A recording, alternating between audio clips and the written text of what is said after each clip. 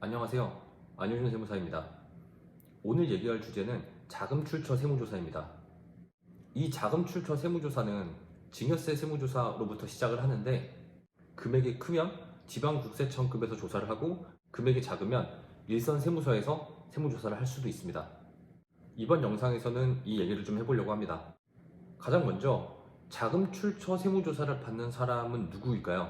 상속세 및 증여세법 제45조를 보면 나이, 직업, 소득, 재산에 비추어 해당 자산을 자력으로 취득하기 어렵다고 인정되면 증여세를 부과할 수 있습니다. 이 조항을 보면 알겠지만, 나이가 너무 어리거나 고정된 직업이 없거나 나의 소득이 많이 낮거나 또는 재산이 많지 않을 때 어떤 부동산을 취득을 했어요. 근데 그 금액이 너무 크면은 이 자금 출처 세무조사를 받을 수 있다는 거죠. 중요한 거는 모든 건 상대적입니다. 사실상 제가 지금 가지고 있는 소득 상태, 재산 상태, 나이, 직업으로 봤을 때 한 100억짜리 자산을 취득을 하면 당연히 저도 자금 출처 세무조사가 들어오겠죠. 너 그 돈 어디서 나서 그 재산을 취득했니? 라고 묻는 겁니다. 그렇기 때문에 반대로 생각하면 S전자의 드래곤 회장님은 저랑 같은 자산을 취득을 해도 당연히 출처 조사를 받지 않겠죠. 당연히 나이, 직업, 소득, 재산에 비추어 봤을 때 그 자산을 자력으로 취득했다라고 누구나 인정할 수 있죠. 그렇기 때문에 누가 이 자금 출처 조사를 받는가 정리하면, 본인의 능력에 비해서 좀 과도한 재산을 취득을 하면 이 자금 출처 세무조사를 통해서 취득 자금의 원천을 밝힐 수 있습니다. 만약에 본인이 자금 출처 세무조사에 걸렸다, 국세청에서 증여세 세무조사 받으러 오라고 등기 우편을 받으셨다면, 다음 단계는 이 세무조사를 잘 종결하는 거예요. 이 세무조사가 처음에 게시가 되면 이거를 얼렁뚱땅 넘어갈 수가 없습니다. 종결을 하는 게 가장 큰 목표예요. 이 세무조사는 어떤 표를 하나 완성하면 끝나는데, 저는 그 표를 자금, 운용, 출처표라고 얘기를 합니다. 그래서 저는 수식이 걸려있는 정리된 엑셀 파일이 있는데, 그 엑셀 파일을 다 완성을 하면 끝난다고 납세자분께 말씀을 드려요.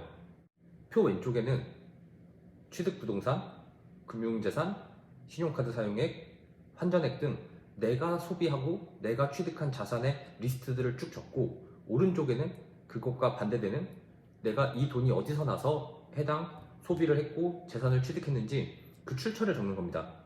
나의 신고된 소득이 될 수 있죠. 근로소득이나 사업소득, 이자 배당 이런 소득이 될 수 있고, 그리고 실제로 부모님한테 증여를 받았을 수도 있습니다. 그게 신고가 되어 있으면 당연히 출처로 사용할 수가 있는 거죠.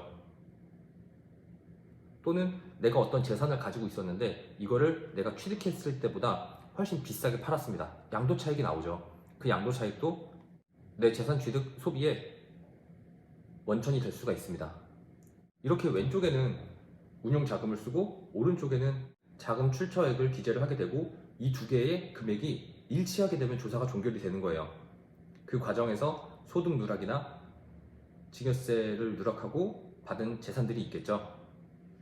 그래서 이 자금 출처 조사는 국세청이 파악을 했을 때 왼쪽보다 오른쪽이 훨씬 부족하니까 세무조사가 나오는 거고, 그 과정에서 이 금액이 일치하게 되고 세금을 부과하면은 이 조사는 종결하게 됩니다.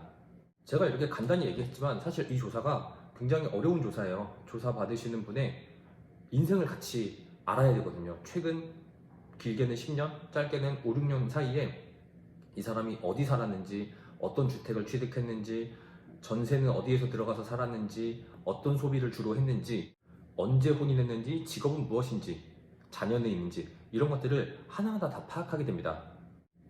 그런 것들을 저와 이제 다 공유를 해야지 조사를 효율적으로 마칠 수 있거든요. 그리고 그 과정에서 무리하게 과세되는 금액이 없을 수 있고요. 그래서 이 조사는 일반적인 세무조사처럼 14일 이내에 끝나지 않습니다. 보통 40일 정도 하고요. 좀 더 늘어날 수도 있어요. 그래서 정리하면 자금 출처 세무조사, 즉 증여세 세무조사부터 시작하는 이 조사는 개인이 받을 수 있는 조사 중에서는 가장 큰 조사라고 생각하시면 돼요.